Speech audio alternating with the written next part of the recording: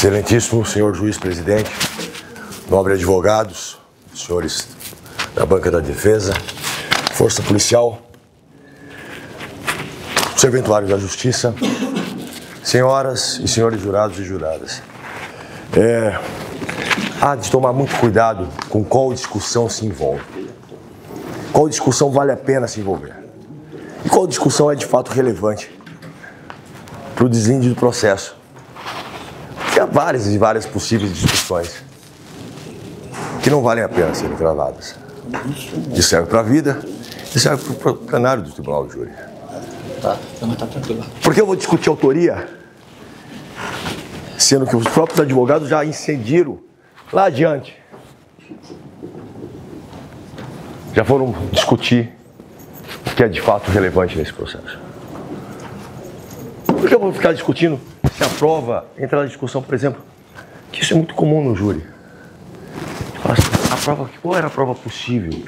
Era possível ter captado imagens?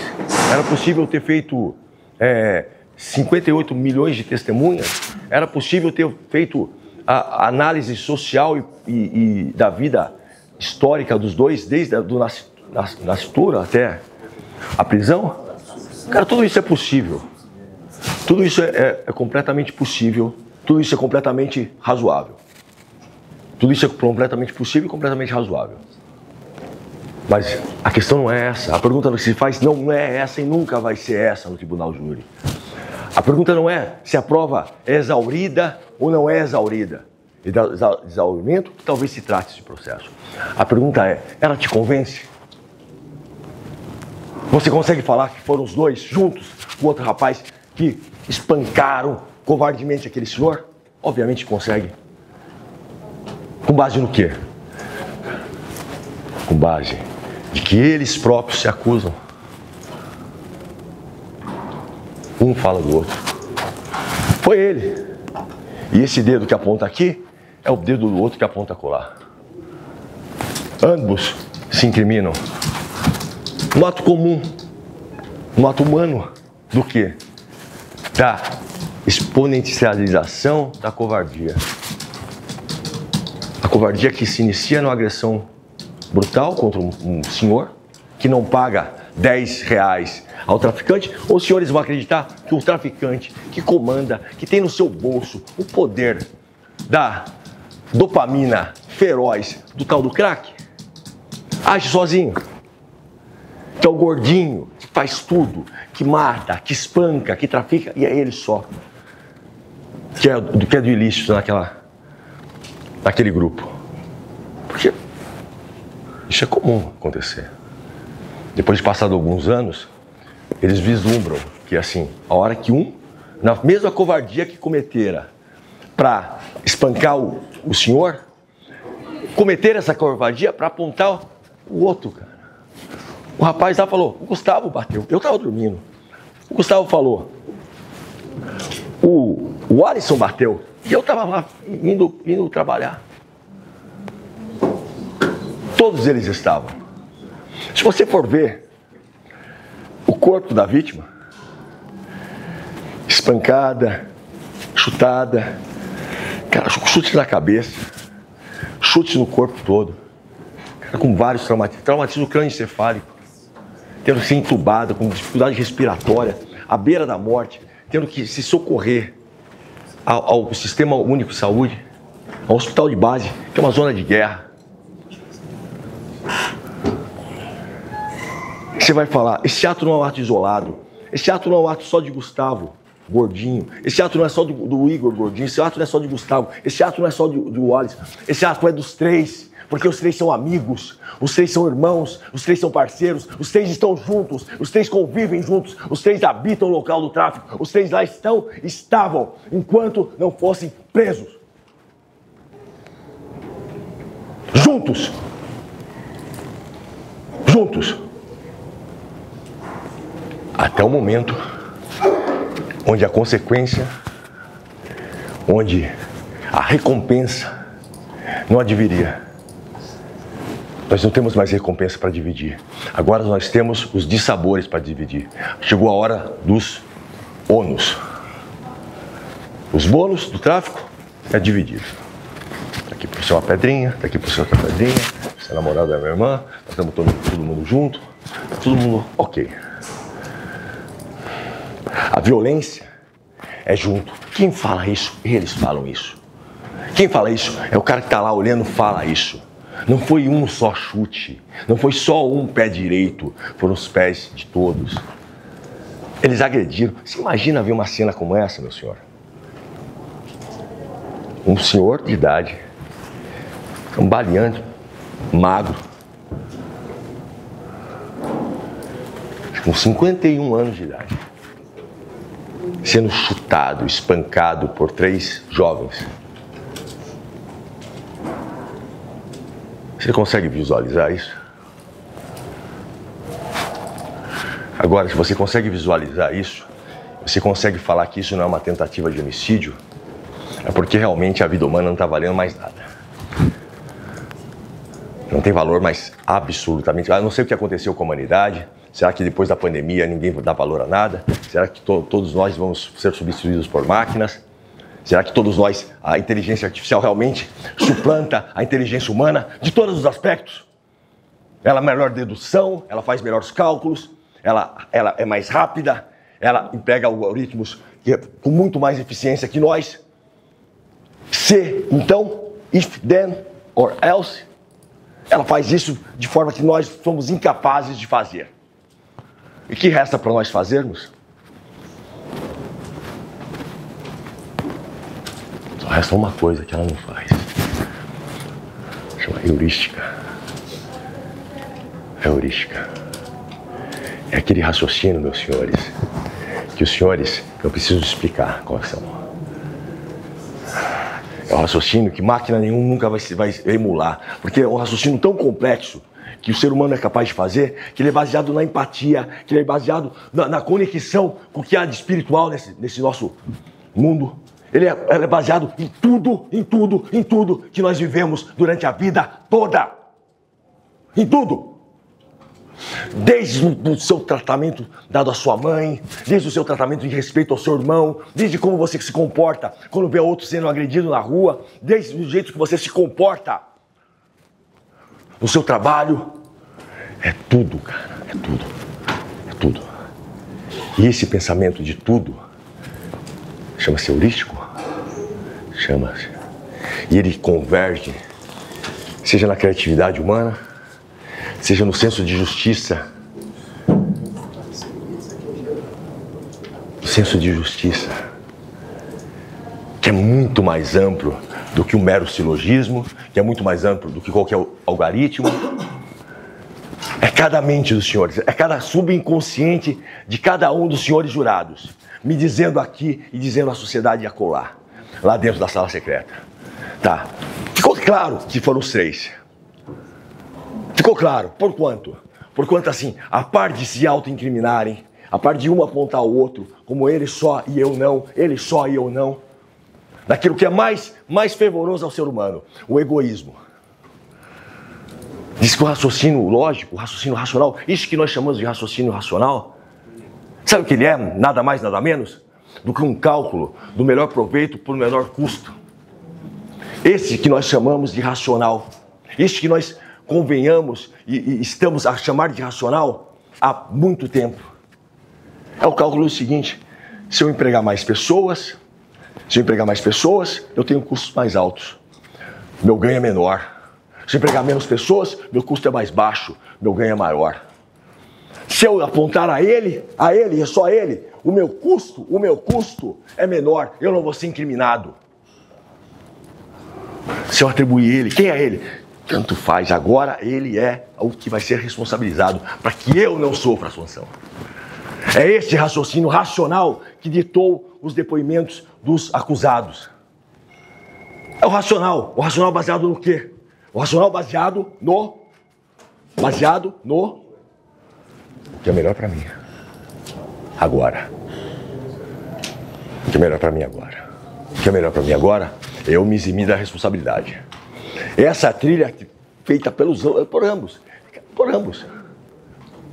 Gustavo atribuiu ao Wallace, o Wallace atribuiu ao Gustavo. De modo que, lembra que eu falei, eu não vou entrar em discussão de autoria, cara. Porque entrar em discussão de autoria é entender que os jurados vão se convencer que o menor que vem aqui depois de alguns anos do crime sentou aqui e fala, fui eu sozinho. É fazer tábua rasa da inteligência do jurado. É falar, o jurado, cara, ele vai se enganar por conta disso? Sério? Sério? Então tá fácil. Então você tem um arcabouço probatório, onde um aponta para o outro, tem testemunha que viu. Ação coletiva de ambos. E um jogou nas costas do outro. E o menor tá junto. E depois, passado um tempo, chega só o menor e fala assim, fui eu? Fui eu? Só eu. Mas aí o magistrado próprio pergunta. E a vara da infância e juventude? Você respondeu? Acho que não, cara. Por que ele não respondeu lá? Porque no momento dele responder lá, ele não conta essa história. Não. Se contasse essa história lá, seria responsabilizado, né? Por óbvio. Seria responsabilizado a que ponto? 3 anos de internação compulsória. É o cálculo do máximo proveito com o mínimo custo. Só que hoje aqui, isso vale. E se valer para todos? Então vamos usar esse algoritmo para aplicar justiça. Sempre que if then. If algum menor assumir a autoria por inteiro, then absolve geral. Esse é o algoritmo que a defesa está propondo aos senhores. Se, independente de haver acusações claras, independente de haver provas concretas de que eles agiram em conjunto, independente de um acusar o outro, independente de todos eles estavam na cena do crime, todos eles terem vínculos, independente de tudo isso, independente do próprio corpo da vítima falar, olha o tanto de agressão que me sobreveio, olha a morte como me era limítrofe. Se, if, menor aparecer e reconhecer o crime, then, consequência, a saída vai ser o quê? Absolvição de todos os maiores. É esse o algoritmo que a defesa propõe aos senhores hoje. É isso, só esse. Nenhum, nem outro. Nada além disso. O resto são críticas vulgares, superficiais, atividade policial. É o premente incentivo à melhoria. Ótimo, eu adoro, doutor, ouvir esse tipo do que pode ser investigação policial. Mas eu quero saber o seguinte, a prova convence? Convence. Tanto convence que vocês não têm outra saída a não ser usar esse algoritmo, digamos, de saída livre e sem consequência alguma para aqueles que cometeram o crime. Nada além disso. Mas vamos agora, para que isso aqui é feito, para que esse tribunal do júri é instituído, que é, vamos olhar para a vida humana, valor da vida humana. Porque é no terceiro quesito, quando se trata de tentativa, que lá está o que se admite fazer contra um ser humano e o que não se admite fazer contra o ser humano. Lá está a proporcionalidade. Lá está a ideia de justiça. A realis et personalis, homine et homines proportis, quae servata societate, corrumpit. Lá em Dante Alighieri. Ele clamando pela justiça como proporcionalidade, uma resposta proporcional, que sirva para aquele evento ser devidamente cumprido e punido, para que aquilo lá seja de alguma forma impeditivo de que a pessoa, no mínimo, pense que a impunidade não é em toda hora, a impunidade não é a todo momento. Que há uma chance de ser condenado, e essa chance, por mínima que seja, o faça parar com aquela conduta. Não pode ser uma pena irrisória, porque a pena irrisória é dizer, mesmo se eu for condenado, mesmo se eu for pego, depois de espancar um senhor de idade, largá-lo, abandonado, a sorte de ter que ser internado, traqueostomizado, um traumatismo cranioencefálico, com todo tipo de sequela e de lesão, que ele sobreviva. Eu achar que abandonar um senhor nesse estado, mesmo se eu for preso, a minha pena é irrisória. Então a proporcionalidade não vai ser tudo para nada, nesse caso, nesse convite que a defesa faz. Primeiro filtro que ele não passa é o filtro da justiça, o mínimo que faz, o filtro de proporcionalidade. Dante Alighieri desenhou lá no inferno. Reales é personalis. Homem et homines proporcio. A proporção, cadê a proporção? Ela é suficiente para impedir isso? Se você falar o seguinte, grite à sociedade, grite aos jovens de 20 e poucos anos, grite a eles, fala assim, ó, o seguinte, por qualquer motivo, por qualquer razão, por mais torpe, se for uma dívida de 10 reais, for uma dívida de 50 centavos, se vocês três pegarem e chutarem a cabeça, os três em conjunto, feito todos viram, chutarem a cabeça, largarem esse velho, esse senhor, esse moribundo, esse cuja vida não vale nada. Vocês estão desprezando a vida. Vamos com calma. Mas esse aí que se diz vítima, mas espancarem. Aonde? Dentro do shopping. Uma praça de alimentação. A saída do cinema. Mas chutarem na cabeça. Os três jovens chutando a cabeça desse senhor. Com toda a força que a juventude lhes dá. E os três foram presos? Cara, nem presos não. A defesa, o convite, a justiça seria uma pena irrisória. Eu não sei de quantos anos, não vai dar um regime semiaberto, não vai ser recolhido ao galpão para só dormir à noite, não vai fazer nada. É nada. Ah, doutor, pode censurar. Não, doutor, vai ser uma condenação. Que condenação? Qual é essa condenação? Qual é essa condenação? Qual que é a pena aí? Que os senhores pedem? Ah, desclassifiquem e impõem a pena de lesão corporal. Peraí. Chutar a cabeça de outro ser humano caído. 3, 4 jovens espancando o senhor. E até o próprio que assumiu a responsabilidade como um todo. O incipiente que se diz ali, como que é? O dono, o mentor, o mensageiro do algoritmo. De que só basta punir o menor. Peraí, menor não, porque a sanção do menor já foi passada, e lá ele silenciou-se. Ou não disse nada, nem uma vírgula dessa história. E aí, pera um pouquinho então. Deixa eu ver se eu estou entendendo.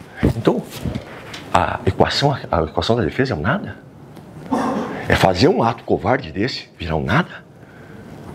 E eu que venho com a capa do Harry Potter? Sou eu que estou com a capa do Harry Potter? Não sou eu. Eu não estou fazendo mágica. Não. Só um instante. Se alguém fala, achei que morrera. Parei porque morreu. Pouco importa se alguém grita, para. Cara, ninguém desiste do que já fez. Isso não dá para se desistir. É uma incongruência lógica. Do que você já fez, só resta você se arrepender. Cara, depois que você fez, meu caro, no mundo tá posto. Isso no mundo tá posto. No mundo feito, o que você fez, o arrependimento é a sua saída. A desistência já não resta mais. Peraí, cara. Você chutou a cabeça do cara. Você executou atos que são atos de execução de homicídio. 3 jovens fortes, cuja talvez a soma das idades chegue perto da soma da idade da vítima. Chutando, espancando, golpes contusos, golpes contundentes, uma série de lesões. Você olha aquela série de lesões, e eu mostrar para a senhora, mostrar para os senhores, assim, sobrevive ou não sobrevive? Se eu mostrar aquele pré-cadáver do seu macho, deitado no chão, caído, estirado,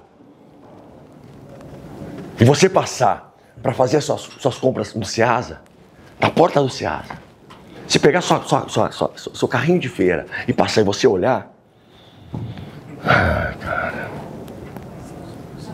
falar, vai sobreviver, cara, vai ser difícil.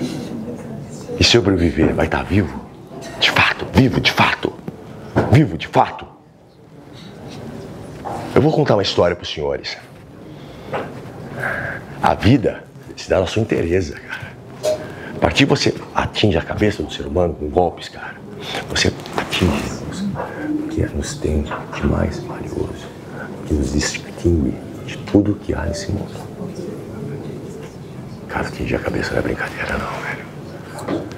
Porque via de regra, se sobrevive como, meu senhor? Pesado? Entubado? Acamado? Sobrevive como? E aí você vai chamar aquilo de vida? Vai chamar aquilo de vida? Quer uma vida dessa pra você? Quer uma vida dessa pra você? Quer? Quer uma vida dessa pra você? Não quer porque isso vida não é. Já deixou de ser vida.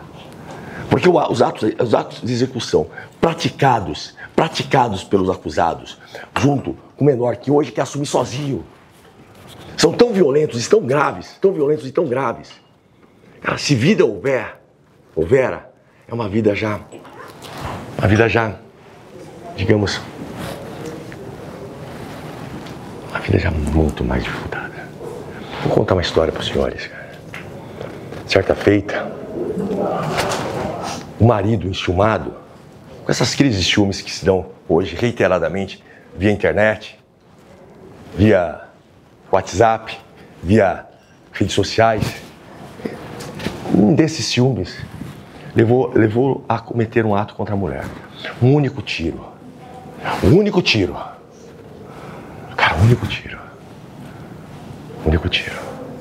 na cabeça dela.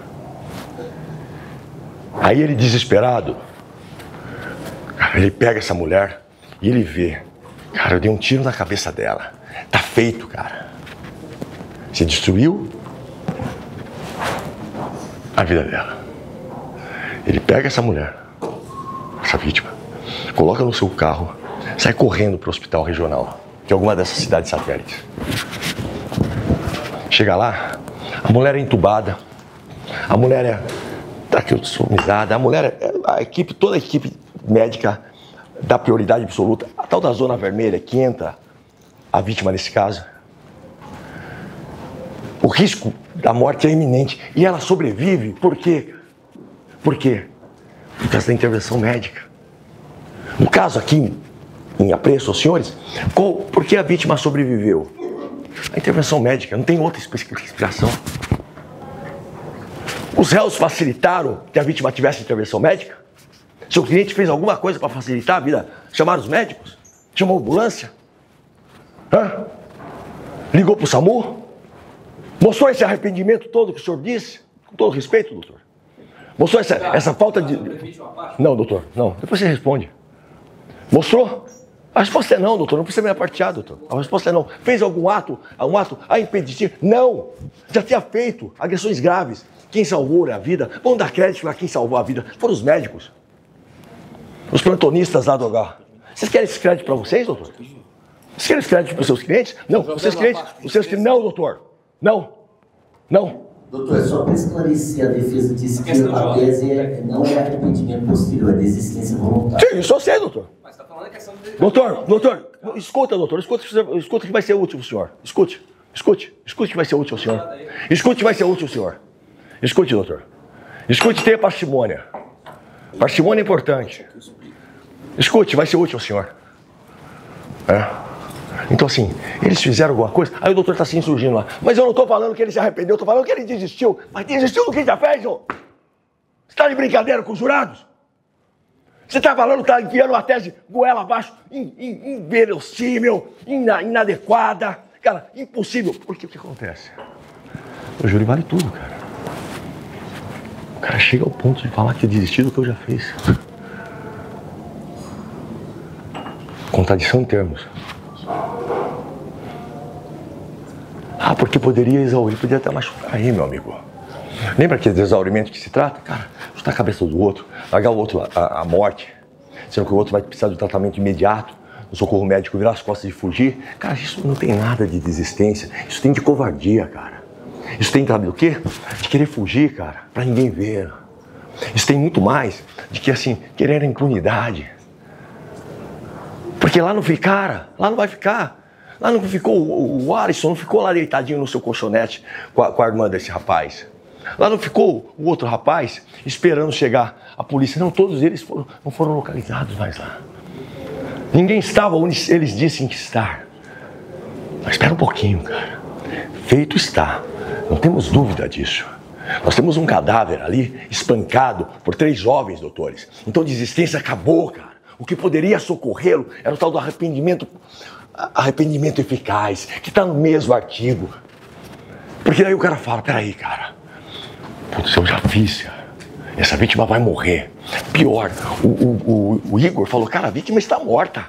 Não tem mais nada a se fazer.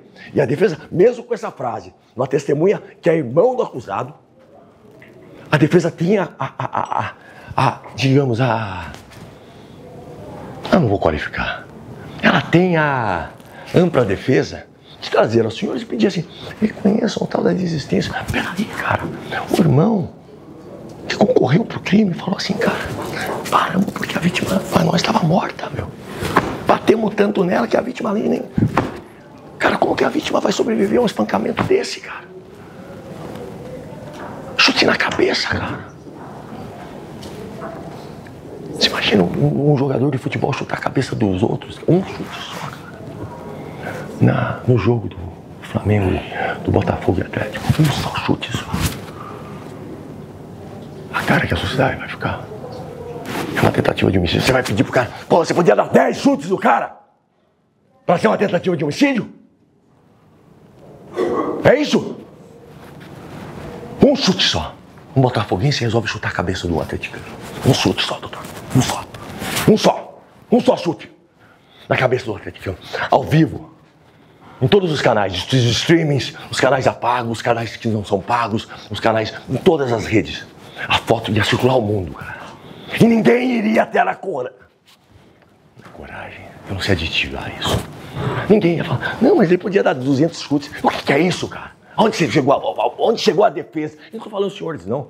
A defesa como um todo, que se perde numa irracionalidade tamanha e no desrespeito à própria instituição do júri. Que se contradiz em termos, cara. Se perde dinheiro, se perde tempo do Estado com essas discussões, cara. Fala pra mim. Responda a mim. Responda os senhores a mim. O Botafoguense dá um chute só na cabeça do atleticano. Um só chute. Só um só. Só um só. Só um. Aquele atleticano começa a sofrer as consequências de um trauma crânioencefálico. O Botafoguense faz o quê? Cara, ele corre pro vestiário.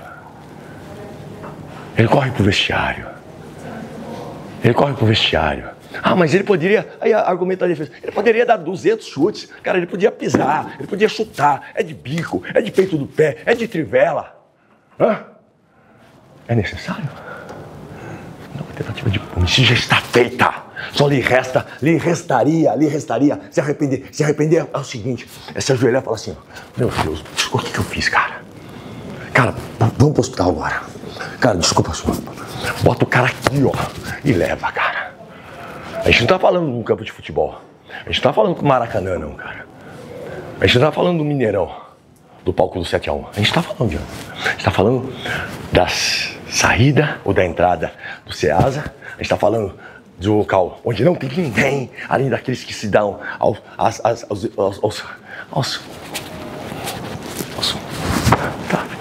uso, a cobrança violenta. Lá. Já feito. Essa ali usa arrependimento, pelo amor de Deus, cara. E se esse arrependimento só é admitido uma desclassificação, então só votem se for ele, o autor, demonstrar inequívoco arrependimento. Porque se assim o fizer, você olha pra ele e fala, peraí, cara. Peraí.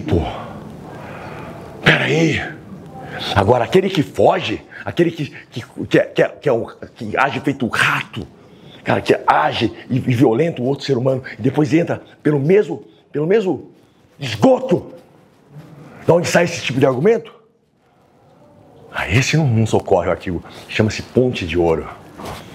A ponte de ouro, esse transpasse, onde aquilo que foi feito se transforma numa coisa diminuta, uma coisa que o argumento faz.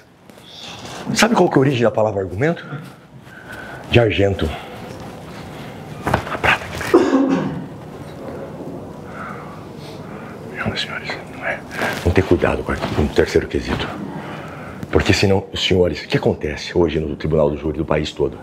E não é só aqui. Há uma liberação constante e inequívoca do argumento defensivo. Pode tudo a defesa. Só que a gente está pegando aqui gente que vem julgar com todo o arcabouço. Lembra aquilo que eu falei da